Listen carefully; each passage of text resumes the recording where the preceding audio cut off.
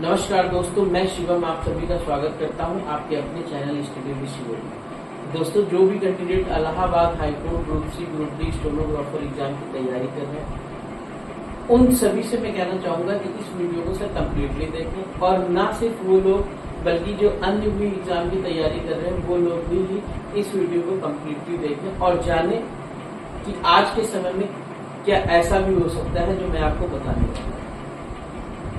देखिए दोस्तों, आपकी इलाहाबाद हाई कोर्ट की जो भर्ती है नोटिफिकेशन आउट होता है 2022 नवंबर में।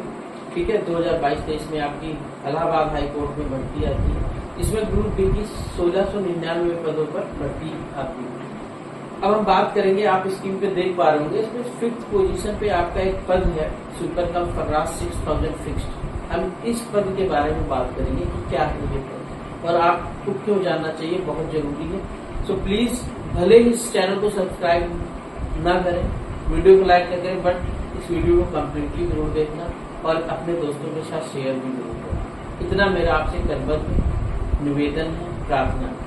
देखिए दोस्तों, जो ये सुपर कम फर्राज 6000 फिक्स्ड का पद है, ये एक ऐसा पद आज भी है कि आप खुद को सरकारी भी कहते हैं, सरकारी नौकर में ग्रुप डी के आप एम्प्लॉय हैं। और आज के समय में बेरोजगारी जिस तरीके से है, तो बच्चा ये चाहता है कि उसको कोई भी नौकरी मिल जाए, छोटी सी ही नौकरी क्यों ना मिल जाए, आगे वो तैयारी करके अपना आगे की तैयारी अपना करके अच्छी नौकरी हासिल कर लेगा। लेकिन सबसे जरूरत है कि कम से कम एक नौकरी उसके पास सिक्योर होनी चाहिए। तो देखिए दोस्तों, ये 6000 फिक्स्ड का जो पद है आपका सुपर कम फर्राज का, इसमें आपको इसको प्राप्त करने के लिए आपको 2 एग्जाम पास करने पड़ेंगे। प्री एग्जाम आपको पास करना पड़ेगा 100 नंबर का, मेंस एग्जाम आपको पास करना पड़ेगा 100 नंबर का, जिसमें 25 नंबर आपकी इंग्लिश, 25 नंबर आपकी हिंदी, 25 रीजनिंग और 25 नंबर आपकी मैथ आते हैं।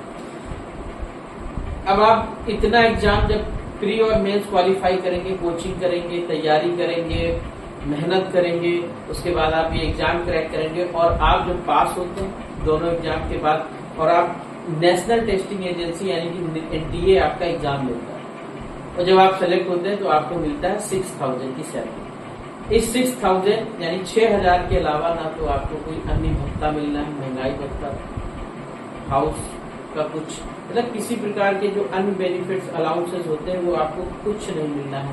मेडिकल फैसिलिटीज आपको कुछ नहीं मिलना है। यहाँ तक कि आपकी जो छुट्टियां होती है ना, जो मिलती है सरकारी, CL है और EL है, तो इस तरीके की जो तमाम छुट्टियां मिलती हैं वो भी आपको नहीं मिलनी है। ये 6000 फिक्स्ड का मतलब है, अगर आप एक एब्सेंट करते हैं तो आपकी एक दिन की सैलरी आपकी कट जाती है। इस पद को पाने के लिए, जैसा कि मैंने बताया, आपको 2 एग्जाम पास करने होंगे। अब आप खुद समझिए इस पद का आज के समय में क्या औचित्य है। और इस पद के 87 पदों पर भर्ती निकली 1600, और ये जो है ग्रुप डी के अंतर्गत आती है। साथ ही साथ हम आपको बताएं, जैसे 4th नंबर पे आप देख रहे होंगे, चौकीदार, वाटरमेलन, स्वीपर, माली, कुली, बिस्प और लिफ्ट मैन, ये भी ग्रुप डी के पद हैं। इनका जो है ये 1800 पे स्केल के अंतर्गत आता है। इसमें आपका वेतन 1800 पे स्केल के अंतर्गत बनेगा। ठीक है, लेकिन सुपर कम फर्राज ओनली 6000।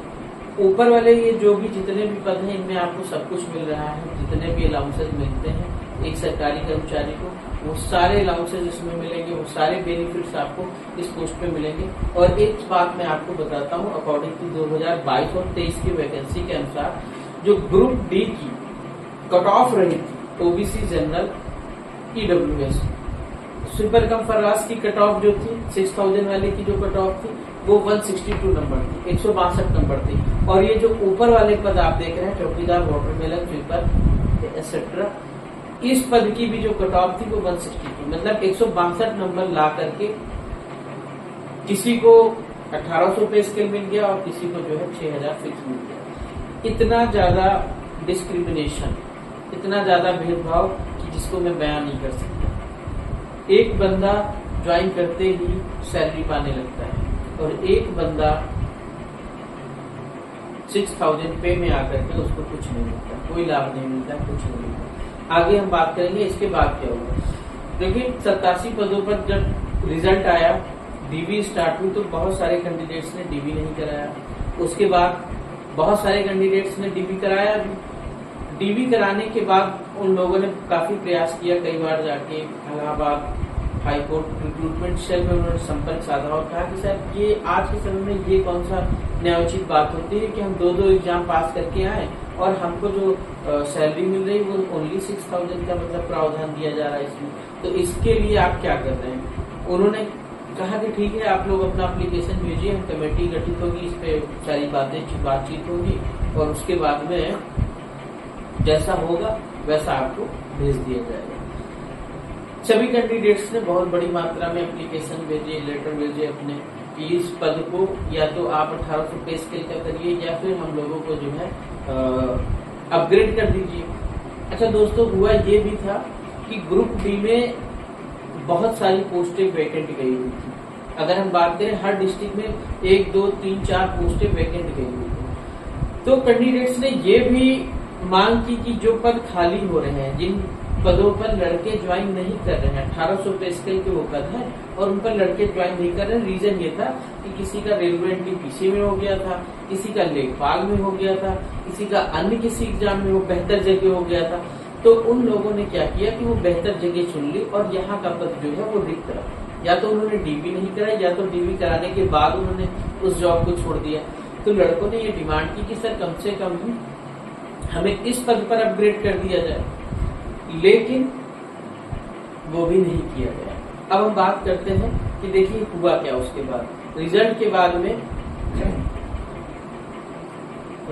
बाद में आपके सबसे पहली जो रिट डाली गई कि इस पद से संबंधित जिस तरीके से हम रिट के थ्रू जाए न्याय की मांग करने के लिए, तो वो डाली प्रवीण बघेल। आप स्क्रीन पे देख पा रहे होंगे प्रवीण बघेल ने जो रिट डाली उसमें उन्होंने क्या लिखा था उसके बारे में भी हम आपको डिटेल में बता देते हैं। देखिए सर, उन्होंने जो रिट डाली उसमें उन्होंने ये चीज बोला था कि उनके जो है नंबर सेम है, लेकिन इसके बाद भी जो है उनको 6000 पे स्केल की दी गई है। सॉरी, 6000 पे स्केल है, 6000 फिक्स्ड की सैलरी पर उनका चयन किया गया है, जिसमें अजीत सर की कोर्ट ने ये ऑर्डर किया कि देखिए ऐसा पूरा उनसे डिटेल मांगी गई। जो भी रिक्रूटमेंट सेल के रजिस्ट्रार सर थे उनसे पूरी डिटेल मांगी गई और उन्होंने जो डिटेल दी उसके अकॉर्डिंग ये था कि ईडब्ल्यूएस ओबीसी इन सब की जो कट ऑफ थी वो 162 थी और कैंडिडेट ने जो नंबर प्राप्त किए थे वो भी 162 थे, लेकिन उन्होंने उसको जो है इसलिए रिजेक्ट कर दिया क्योंकि कहा गया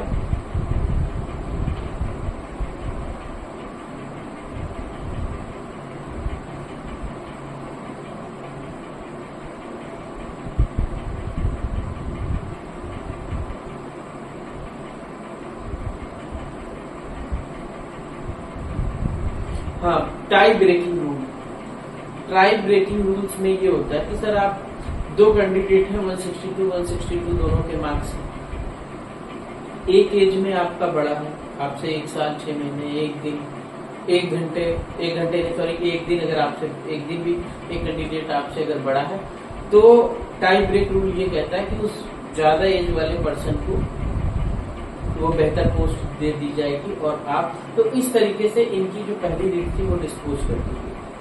ठीक है, इसके बाद में प्रवीण बघेल की रिट डिस्पोज होने के बाद में 2 रिट और पड़ी, एक अब्दुल समद एंड अदर्स की थी, ठीक है, और एक अंकित सिंह।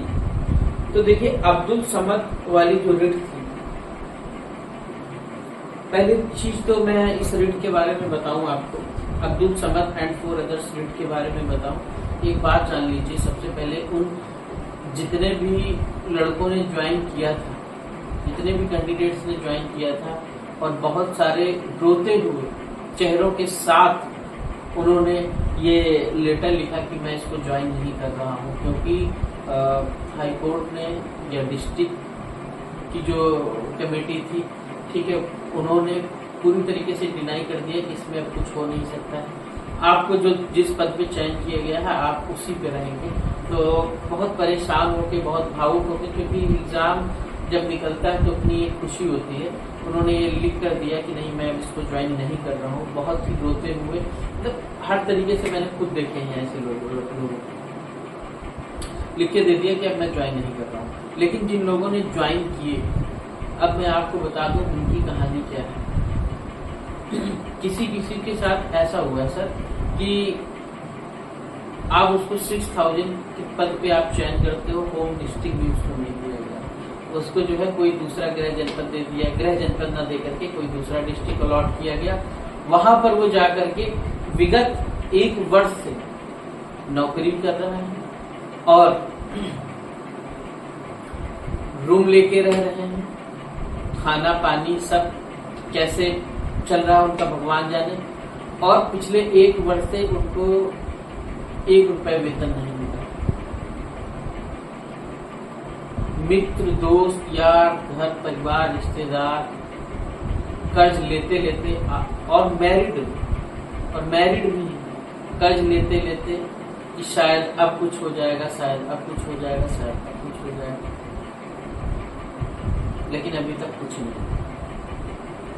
और भी अन्य डिस्ट्रिक्ट में जो भी कैंडिडेट्स ज्वाइन किए हैं उनको अभी तक 1 वर्ष के पश्चात भी सैलरी प्रोवाइड नहीं हो सकी।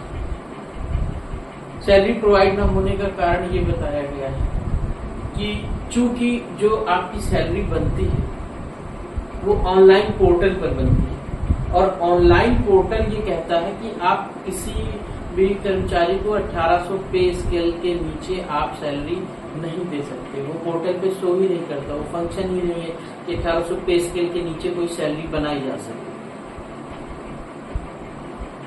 इस आधार की वजह से वो 6000 का जो वेतन दिया गया है वो भी नहीं मिल पा रहा। कई जनपद न्यायालयों से माननीय हाईकोर्ट को लेटर भी भेजा गया है कि आप बताइए हम लोग इनकी सैलरी कहां से प्रोवाइड कराएं, लेकिन अभी तक वहां से कोई जवाब नहीं आया। ये है कार्य प्रणाली आपके हाईकोर्ट।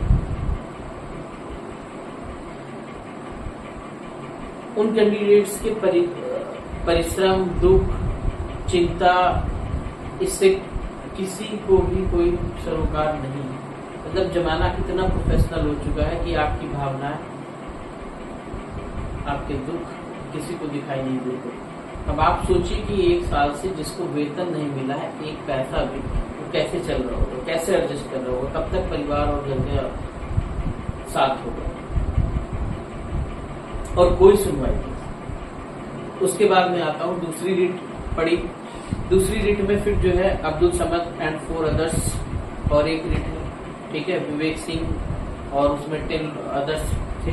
तो हम बात करेंगे अब्दुल समद एंड 4 अदर्स। इसकी जो विषय वस्तु थी उसमें उन्होंने ये मांग की थी इस रिट के माध्यम से या माननीय हाईकोर्ट से प्रेयर की थी कि इस पद को, चूंकि जो ये सरकारी नौकरी में जो सैलरी ऑफर कर रहे हैं ये मिनिमम वेजेस से भी कम है, जितना मिनिमम मिलना चाहिए उससे भी कम है।